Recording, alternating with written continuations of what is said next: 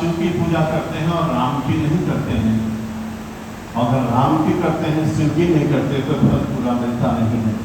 संजोग कितना सुंदर है कि सावन है और जो नित्य राम की पूजा करते हैं वो हमारे अतिथि हैं और उनको देख करके हम सब लोगों को लगता है, आप सब लोगों ने पता नहीं कितना देखा, मैं नहीं जानता हूँ। मैं जब कभी भी अयोध्या गया हूँ तो नंगे पैर चलते हुए भगवान श्री राम ने तब तय कर दिया होगा कि प्रभु का जब मंदिर बनेगा, भव्य घर बनेगा, वह स्वरूप तैयार होगा तो उसका करता धरता देखने वाला कौन होगा। तो उन्होंने एक ही नाम निकाल पाए और ओम जो नाम है आगनी पूजनी चंपत राय जी का, जो हमारे आज के मुख्य अतिथि। मैं इनको देखता हूँ तो मेरे मन में कभी कभी आता है, संत कैसा होगा, सहृदयता कैसी होगी, परोपकार की भावना कैसा होगा, समर्पण कैसा होगा, सानिध्य कैसा होना चाहिए, प्रेम कैसे करना चाहिए, सबको गले कैसे लगाना चाहिए और सबको प्रसाद खिला करके फिर प्रसाद खाना चाहिए। यानी संपूर्ण व्यक्तित्व अगर देखना है कारण चंपत राय जी को मैं देख सकता हूँ और उनके लिए मैं कहूँगा असिद्ध शास्त्र कलम सिद्ध भात्रे शुल्क शाखा लेखनी पत्र मुर्वीयम लिखत यदि साधा सर्वकालम कदम गुलामीशम पालमयाति। ऐसे राष्ट्रीय हमारे मुख्य अतिथि हैं, एक बार जोरदार तालियां आ गई चंपत सबके लिए होनी चाहिए। और मेरे मन में कभी कभी आता, मैं सोचता रहता हूँ कि लोग तो चलते रहते हैं और भेंट होती रहती है, सबसे मुलाकात होती रहती है, लेकिन की प्रतिमूर्ति अगर आप देखनी है तो उनके बगल में बैठे हुए हमारे श्रेष्ठ और देश के वरिष्ठ प्रचारक आदरणीय वीरेंद्र जी भाई साहब की तरफ आप देख सकते हैं। मैं उनको भी बहुत श्रद्धा करता हूँ, बहुत सम्मान करता हूँ और जिन्होंने अभी अभी यहाँ पर अपनी बात करके गए थे, हमारे सबके मार्गदर्शक हैं, हमारे प्रांत प्रचारक हैं, हर समय चेहरे पर मुस्कान रहती है, संगठन कैसे करना है, सबको कैसे जोड़ना है, ये गुण अगर किसी से सीखना हो आदरणीय हमारे प्रांत प्रचारक आदरणीय रोशन जी भाई साहब हैं, मैं उनका भी स्वागत और अभिनंदन करता हूँ। आशीष भैया के बारे में जितना कुछ कहा जाए उतना कम है, मेरे पास शब्द नहीं। हम लोग तो हरिद्वार जाकर के मान लेते हैं कि अपना एक घर एक आश्रम वहाँ पर, और मैं कभी कभी सोचता हूँ कि मेरे मन में आता है आशीष भैया ऐसे कैसे सब कुछ कर पाते हैं, जहाँ देखिए वहीं मिल जाते हैं, जहाँ देखिए वहीं मंदिरों में बड़े बड़े कामों को बड़ी सरलता के साथ करते हैं। और उनके लिए मैं कहता हूँ कि वृक्ष कबों में फल रखे, नदी में संचय नीर और पर भारत के कार्य में साधु धरासरी।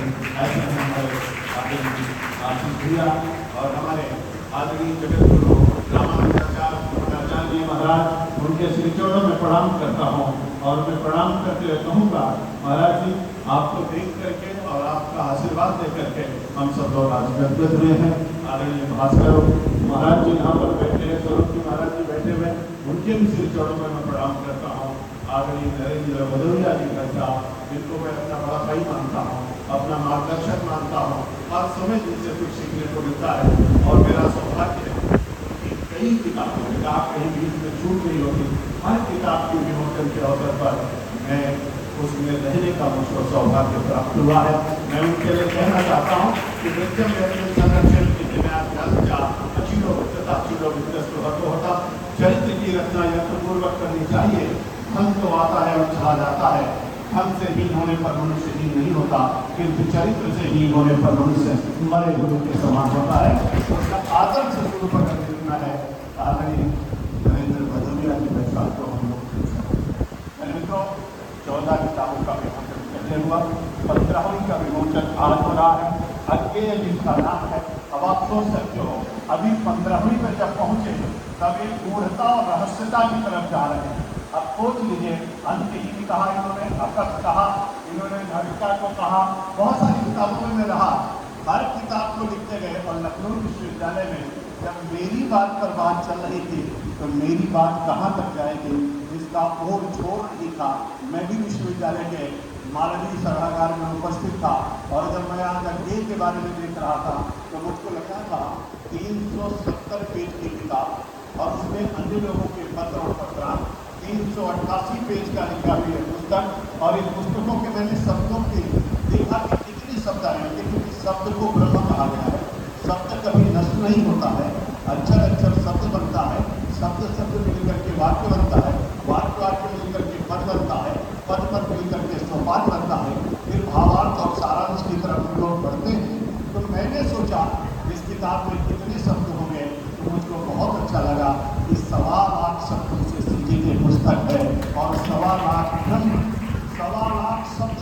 सवा लाख ब्रह्म इस किताब में समाहित है। अगर एक बार आप पुस्तक को पढ़ोगे तो सवा लाख ब्रह्म से भेंट हो जाएगी, और जब सवा लाख ब्रह्म से भेंट हो जाएगी तो हमारा आपका जीवन भी कृतार्थ हो जाएगा। ये कितनी सुंदर पुस्तक है, अद्भुत विवेचना है। आज मैं ज़्यादा कुछ कहूँगा नहीं, क्योंकि आदमी चंपत राय जी को सब लोग सुनेंगे, लेकिन मैं तो एक बात मैं जरूर कहना चाहूँ। मैं उन्नाव में, और उन्नाव की माटी, उन्नाव की हवा, उन्नाव का पानी, उन्नाव के वृक्ष और उन्नाव की जवानी सब कुछ बहुत अद्भुत है। और आज़ादी की लड़ाई 1857 का स्वतंत्रता संग्राम का केंद्र अवध रहा है, उसमें उन्नाव की बहुत बड़ी भूमिका की है। और इस भूमिका के और कृषि उन्नाव जहाँ की कलम, जहाँ का कॉपी, जहाँ की कृपाण पूरी दुनिया में चर्चित है, उस उन्नाव की धरती पर मैं खड़ा हूँ। तो कलम भी है, कॉपी भी है और कृपाण भी है, और तीनों से सुसज्जित आदरणीय नरेंद्र भदौरिया जी हमारे लेखक हैं।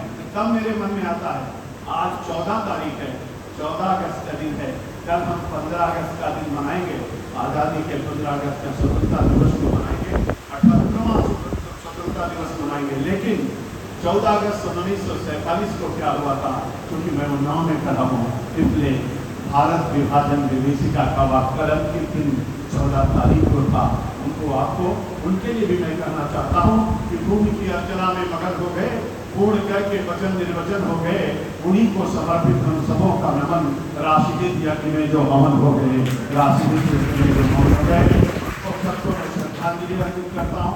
अभी मैं इनकी किताब पढ़ रहा था, लास्ट का पेज में देख रहा था, 2 पेज पहले आदरणीय बड़े भाई ने लिखा है उसमें कि महाभारत के युद्ध में 1 करोड़ 4 लाख लोग उस समय कालकौलिक हुए थे, मारे गए थे।